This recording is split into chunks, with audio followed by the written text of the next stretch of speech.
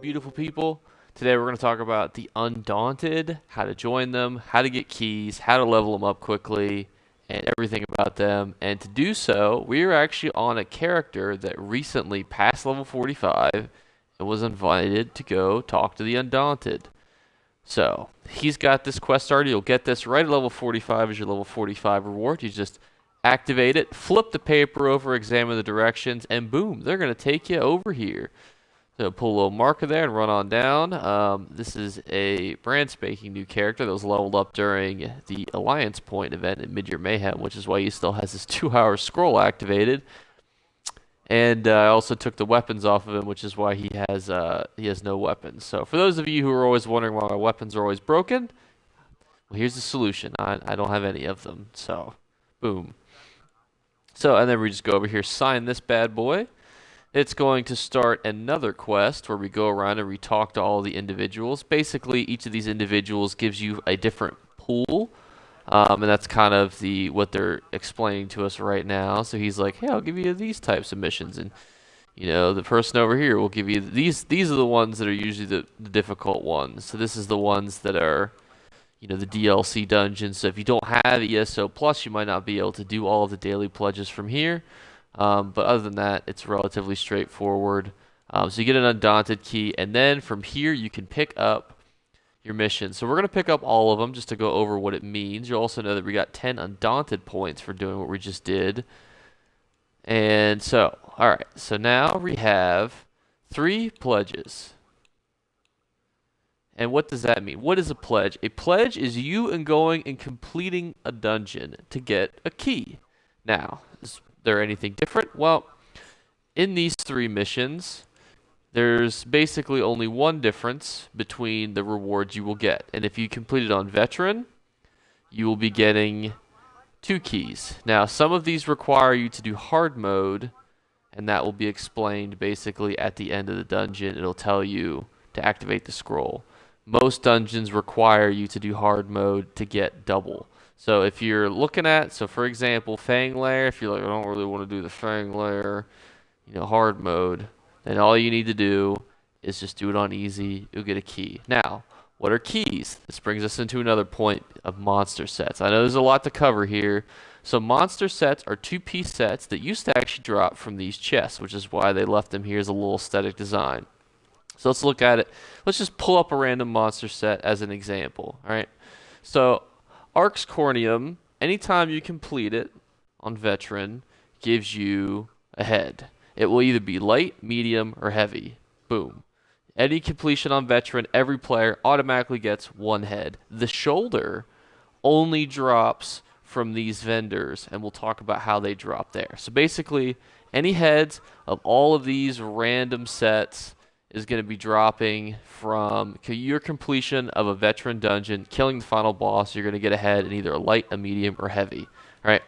And then the shoulders will drop from one of 2 ways. You'll either get them from, so a key from here will give you a random 50-50 chance of all of these. So each of these for 5 keys is a 50-50 of the first set from City of Ash or the second set. So obviously City of Ash has a City of Ash 1, City of Ash 2. So you basically have a 50-50 roll to get either the shoulder pieces for 5, or you can spend 1 and have a 1 in 12 chance to get any of these. I actually always roll for the 1 in 12 chance, just because even if I'm wrong, then I at least get other pieces of other sets. That's basically, so he has those sets over there, and then she's got these sets, and then they correspond to the dungeons that they give in their loot pool. You can also look at different things like the style pages and whatnot. Not really necessarily relevant to what we're doing, but you see she's got these, and then she has the DLC dungeons. So Scale Collar, Marsalok set, Grundwolf set, same kind of thing though. I would always buy the 1 key. You can see I'm short on keys because I was rolling and for the 50-50. And it was terrible. Okay, so now that you are part of the Undaunted and you understand monster sets. Now, monster sets are it's just going to go in your build. You're going to read a guide from Outcast or someone, and it's going to say, use Swarm Mother's monster set. And then this is how you get that. You know, you got to get the head from there, the shoulders from there. The only exception to where else you can get those pieces from is you can also go to Cyrodiil, and every Friday, if you go to the golden vendor, which unfortunately I've not even been to Cyrodiil on this character yet, the golden vendor in the High Rock Gate, she'll be right, is it that one? She'll be at the stable, and she'll basically have a random monster set to sell. We'll actually go there, and we'll talk about some other stuff along the way over, just so I don't lose my mind. We're going to go to whichever one gets me in the fastest. All right, perfect. This is the alternative to how to get that. And also, every time you complete those missions, you're either going to get 10 or 20 Undaunted XP, depending on how much, or if you completed the veteran or non-veteran. So what does that mean? Well, it means that's going to be how fast you get to level 10 Undaunted. Now, this brings up another question. Is it important to get to level 10 Undaunted, and what's the fastest way to do so? So many of you know how terrible it is to grind things like the Mage's Guild and the Sigil Order. How does the Undaunted rate? And I would say it's also pretty terrible, because it's very slow to get Undaunted XP, which is very unfortunate because it is a very, very slow grind. It is the, down here is the Golden Vendor.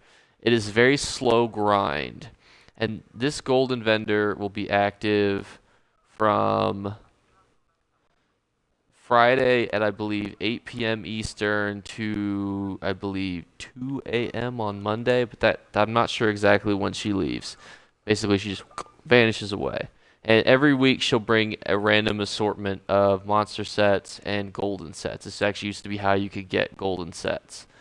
So she'll be at your northern gates in the area with the 2 stables.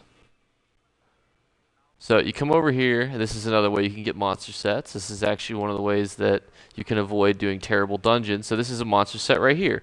And she sometimes will do shoulders, sometimes she will do helmet. So this is, she usually brings 2 with her, some exceptions during some events. But okay. How do you level up the Undaunted, and should you level up the Undaunted? So this guy, he just joined the Undaunted. What here is important? And I would say that universally, these 2 things are very important to have, especially if your build, most builds, when you look at a guide, will have at least 5 1 and 1. Not always, but say 5 light, 1 medium, 1 heavy, or 5 medium, 1 light, 1 heavy, which means that once you get this twice, you'll have an extra 6% bonus to your total mag, stam, and magicka. But you got to get to level 10 to get not this first perk, but that and the second one. So another little nifty little secret you can do is to get XP is you can actually go for achievements. So say you've done all your pledges and you've done the daily quests there. So there's 4 daily quests in total. What else can you do to also get experience? And a nifty little trick you can do is actually just completing achievements. So dealing damage, completing dungeons that you've never completed before, doing trials. These will all of these achievements will give you Undaunted. Now, obviously, some of them are more difficult than others, and the group dungeons and public dungeons will not give you XP, but the other ones, so it's your first time, say, blocking 110,000 damage, or a million, I'm sorry, I don't understand how to read English, dealing 1,000 damage, or defeating 1,000 enemies, I really can't read, defeating 1,000 named enemies. All of these, your first completions of your trials, your Dragon Star Arena. We're going to skip over these because these I do not believe will give you anything. At least they did not when I was experimenting earlier. But if it's your first time completing a dungeon, so say it's your first time doing Banished Cells, this will also give you Undaunted XP. So if you're really close to getting to the XP level up that you need, you can figure out like, okay, I can do these. And just as another kind of point of fact, difficulty is very difficult to gauge from the outset of like, okay, what dungeon am I doing is difficult? And it's a very difficult question to answer. So say we're looking at veteran dungeons.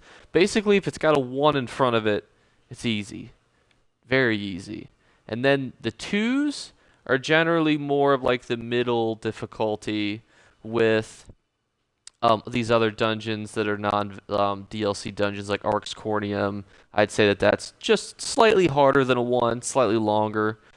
Dire Frost Keep, Tempest Island, these are all things that are probably just slightly easier than a 2, slightly harder than a 1. Once you get down to the DLC dungeons, like these, like Black Drake Villa, Depths of Molitar, this is where you get more and more difficult.